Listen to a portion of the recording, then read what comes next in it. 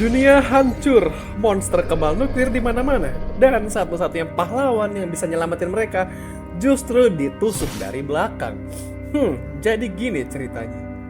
Pembukaan chapter 1 ini bikin kita flashback lagi sama chapter sebelumnya yang aku juga notice sesuatu di sini di mana penampilan Legun itu jadi berubah banget. Kayaknya sih habis direvisi. Dan juga kita di-spill nama dari teman Legun yang sebelumnya bilang kalau Legun akan mati. Dia adalah Hugo Otters, sang Saint Sagittarius. Yang mana aku yakin mereka berdua adalah orang yang sama. Aku akan terus terang di sini. Awal dari chapter 1 ini, sebagian itu adalah flashback dari chapter sebelumnya serta tambahan detail-detail yang akan aku jelasin nanti. Jadi, let's go, kita gas aja. Detail pertama yang aku notice adalah Legun secara resmi merupakan Saint yang paling banyak membunuh para monster disaster. Yang bahkan kalau total kill ke-12 Saint lainnya digabungin, itu masih tetap banyakan Legun.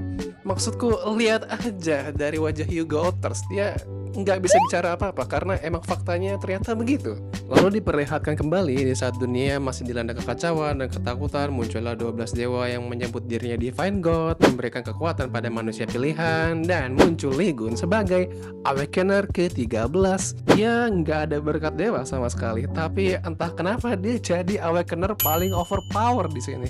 Di dalam Menara Iblis, kita diperlihatkan nih betapa menjijikannya sifat para Saint ini. Tipikal karakter NPC yang kita semua berharap mereka bakal cepat mati. Bukan cuma menjijikan, tapi juga egois. Dan mereka juga bilang ke Legun kalau dia dipanggil untuk membereskan disaster, maka sebaiknya tunggu korbannya lebih banyak aja supaya imbalannya juga lebih banyak. Buat kalian yang nggak ngerti, ini konsep ekonomi dasar ya, yaitu supply and demand. Dan contoh penerapan brutalnya itu ada di sini nih, dimana keselamatan nyawa adalah komoditas paling langka. Sementara orang yang mau selamat itu banyak, yang artinya demandnya tinggi. Artinya lagi, nilai jasa mereka itu jadi setinggi langit. Sumpah ini jahat banget, karena ini soal nyawa cuy. Di chapter 1 ini kita juga dikasih detail dari wujud dari Crimson Eyes yang bikin Saint lainnya keringet dingin. Crimson Eyes sendiri cuman pakai satu skill dan satu arena itu rata. Dan selanjutnya kalian udah bisa tebak para Saint kabur meninggalin Legun sendirian. Selanjutnya sama seperti chapter sebelumnya, diceritain Legun ini dikhianatin, habis itu ya jatuh ke dalam jurang jebakan, dan dia mau gak mau harus ngebunuh monster di sana. Karena ya kalau nggak kebunuh monster di sana, mokat dong. Kok bisa? Tentu aja dia Saint paling OP, belum lagi amatnya juga lagi meluap-luap nih. Bikin bahan bakar jiwa dan raganya tuh ada terus.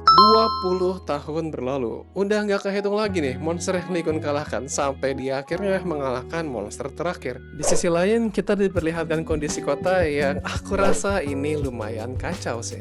Terus nampaknya juga para Saint ini, yang setelah aku baca lagi ini bukan para Saint, melainkan para murid-muridnya, tidak mampu menghadapi disaster kelas atas. Tahu apa selanjutnya? Boom! Dari sesar Tuhan Menara Iblis sebelumnya muncul ledakan hebat. Kita semua tahu apa yang akan terjadi. Tentu aja, Legun muncul dari sana dengan wujud yang udah upgrade. Oh ya, sebagai tambahan, kita di sini belum dikasih tahu kenapa penampilannya yang sebelumnya udah tua berubah jadi muda lagi kayak gini. Terus tangannya juga udah hilang satu, jadi ada lagi. Semoga sih di chapter selanjutnya dikasih tahu ya